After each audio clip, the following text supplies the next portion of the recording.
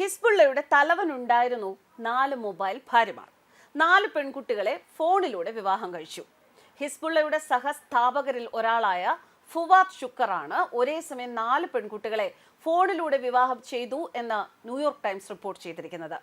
4 mobile ഭാര്യമാരുമായി chat ചെയ്ത് മൂലമാണ് ഇയാളെ ഇസ്രായേൽ സൈന്യത്തിന് പെട്ടെന്ന് കണ്ടെത്താനും വധിക്കാനും ആയത്. ഈ ഷുക്കർ ചില്ലറക്കാരനല്ല. 1983 ലബനനിലെ ബെയ്റൂട്ടിലെ ബാരക്കുകളിൽ 241 അമേരിക്കൻ നാവികർ കൊല്ലപ്പെട്ടതിന്റെ ആസൂത്രകരിൽ ഒരാളാണ് ഷുക്കർ എന്ന് US തിരിച്ചറിഞ്ഞിരുന്നു. ഫുവാദ് ഷുക്കറിന് ഒരേ സമയം 4 സ്ത്രീകളെ കബളിപ്പിച്ചതിൽ കുറ്റബോധം തോന്നുകയും പിന്നീട് ഈ വിവരം സഹപ്രവർത്തകരോട് തുറന്നു പറയുകയുമായിരുന്നു. എന്നാൽ ഇയാൾ ഫോണിൽ ഒന്നിച്ചു കെട്ടിയ 4 പെൺകുട്ടികളെയും കുറ്റബോധത്താൽ ഉപേക്ഷിക്കാനല്ല തയ്യാറായത്. അവരെ നേരിട്ട് കണ്ട് നേരിട്ട് വിവാഹം ചെയ്യാനും 4 പേരുമായി താമസമാക്കാനുമായിരുന്നു. റിപ്പോർട്ട് അനുസരിച്ച് തന്റെ ഹിസ്ബുള്ള തലവൻ യുദ്ധമായതിനാലാണ് ഫോണിലൂടെ വിവാഹം കഴിച്ചത് എന്നും പറയുന്നു. ഇയാൾ ഈ 4 പെൺകുട്ടികളെ വിവാഹം ചെയ്യാൻ ഒക്ടോബറിൽ വ്യോമാക്രമണത്തിൽ കൊല്ലപ്പെട്ട ഹിസ്ബുള്ളയുടെ പരമോന്നത മതപുരോഹിതനായ ഹാഷിം സഫീദിനെ സമീപിച്ചിരുന്നു. തന്റെ 4 കാമുകിമാരെ വിവാഹം ചെയ്യാൻ അനുവദിക്കണം എന്ന് ഷുക്കർ സഫീദിനോട് ആവശ്യപ്പെട്ടതായി മൊസാദ് വെളിപ്പെടുത്തി. സഫീദിന്റെ ഉപദേശത്തെ തുടർന്ന് 4 വ്യത്യസ്ത ഫോൺ കണക്ഷനുകൾ ഉണ്ടാക്കി ഓരോ ഫോണിൽ നിന്നും ഓരോ പെൺകുട്ടികളെ വിവാഹം ചെയ്തു. ഒരാളെ വിവാഹം ചെയ്യാൻ ഉപയോഗിച്ച ഫോണും സിമ്മും അടുത്ത പെൺകുട്ടിയെ വിവാഹം ചെയ്യാൻ ഹിസ്ബുള്ളയുടെ ഒരു മുതിർന്ന കമാൻഡർ കൂടിയായ കല്യാണവീരൻ ഫുവാദ് ഷുക്കർ ഉപയോഗിച്ചില്ല.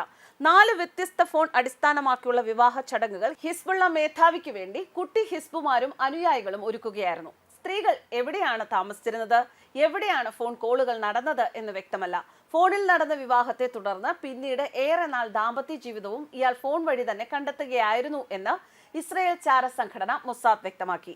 എന്നാൽ ഹിസ്ബുള്ളയുടെ സ്ഥാപകനും മുതിർന്ന കമാൻഡറുമായ ഇയാൾ മുഴുവൻ സമയവും ഭാര്യമാരുമായി ഫോണിൽ ദാമ്പത്യം തുടങ്ങിയതോടെ യുദ്ധകാര്യത്തിൽ ശ്രദ്ധിക്കാതെയായി, മനസ്സുമാറി. ഇതോടെ മറ്റ് ഹിസ്ബുള്ള മേധാവികൾ ഇടഞ്ഞു. 4 മൊബൈൽ ഭാര്യമാരെയും തലാഖ് ചൊല്ലാൻ പിന്നെ ചർച്ചയും തീരുമാനവുമായി. ഹിസ്ബുള്ള കമാൻഡർമാരെ കുറിച്ചുള്ള ലൗകികവും അടുത്തതുമായ വിശദാംശങ്ങൾ ശേഖരിക്കാൻ മൊസാദ് ദശാബ്ദങ്ങൾ ചിലവഴിച്ചാണ് രേഖകൾ ഉണ്ടാക്കിയത്. 2006 യുദ്ധത്തിന് ശേഷം ഇസ്രായേൽ നിരീക്ഷിച്ച 100 കണക്കിന് ഹിസ്ബുള്ള കമാൻഡർമാരിൽ ഒരാളാണ് ഷുക്കർ. ജൂലൈയിൽ ഡസൻ കണക്കിന് ഇസ്രായേലികൾ കൊല്ലപ്പെട്ട മിസൈൽ ആക്രമണത്തെ തുടർന്ന് അദ്ദേഹം ഇസ്രായേലിന്റെ പ്രധാന ലക്ഷ്യമായി മാറി. ഇസ്രായേൽ മൊസാദ് ഹിസ്ബുള്ളയുടെ തലവന്മാരുടെ താവളം മനസ്സിലാക്കുന്നത് അവരുടെ ഭാര്യമാരുടെ ഫോൺ ചോർത്തിയാണ്. ഇത്തരത്തിൽ ഫുവാദ് ഷുക്കറിന്റെ ഭാര്യമാരുടെ ഫോൺ ചോർത്തിയപ്പോഴാണ് മൊസാദ് ഞെട്ടിയത്. മൊബൈൽ ഭാര്യമാരെ കണ്ട് മൊസാദ് പോലും അമ്പരന്നു. അത് തന്റെ രഹസ്യ ഒളിത്താവളം വെളിപ്പെടുത്തുന്നതിലേക്ക് നയിച്ചു. താമസിയാതെ ഭാര്യമാരിൽ ഒരാളും 2 കുട്ടികളും ചേർന്ന് അദ്ദേഹം കൊല്ലപ്പെട്ടു എന്ന് റിപ്പോർട്ടിൽ പറയുന്നു. നവംബർ അവസാനത്തോടെ ഹിസ്ബുള്ളയുമായി 2 മാസത്തെ വെടിനിർത്തൽ കരാറിലാണ് ഇപ്പോൾ ഇസ്രായേൽ. ലബനനിലെ ഹിസ്ബുള്ളയുടെ അടിവാരം തോണ്ടി നശിപ്പിക്കുകയായിരുന്നു ഇസ്രായേൽ. മാത്രമല്ല, ലബനന്റെ തലസ്ഥാനം ഉൾപ്പെടെ ഇപ്പോൾ ഇസ്രായേലിന്റെ കൈവശമാണ് ഉള്ളത്.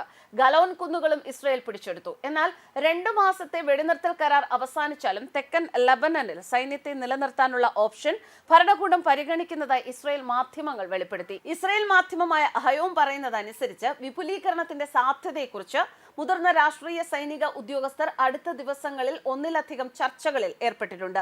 ഈ വർഷം സെപ്റ്റംബർ 23-ന് ഇസ്രായേൽ ലബനനിൽ വൻതോതിലുള്ള ബോംബിംഗ് ക്യാമ്പയിൻ ആരംഭിച്ചു. ഒരാഴ്ചയ്ക്ക് ശേഷം തെക്കൻ ലബനനിലേക്ക് സൈന്യത്തെ അയച്ചു. കഴിഞ്ഞ വർഷം ഒക്ടോബർ മുതൽ ലബനനിൽ 4000-ഓളം പേരെയാണ് ഇസ്രായേൽ സൈന്യം കൊലപ്പെടുത്തിയത്. News desk കർമ്മൻസ്.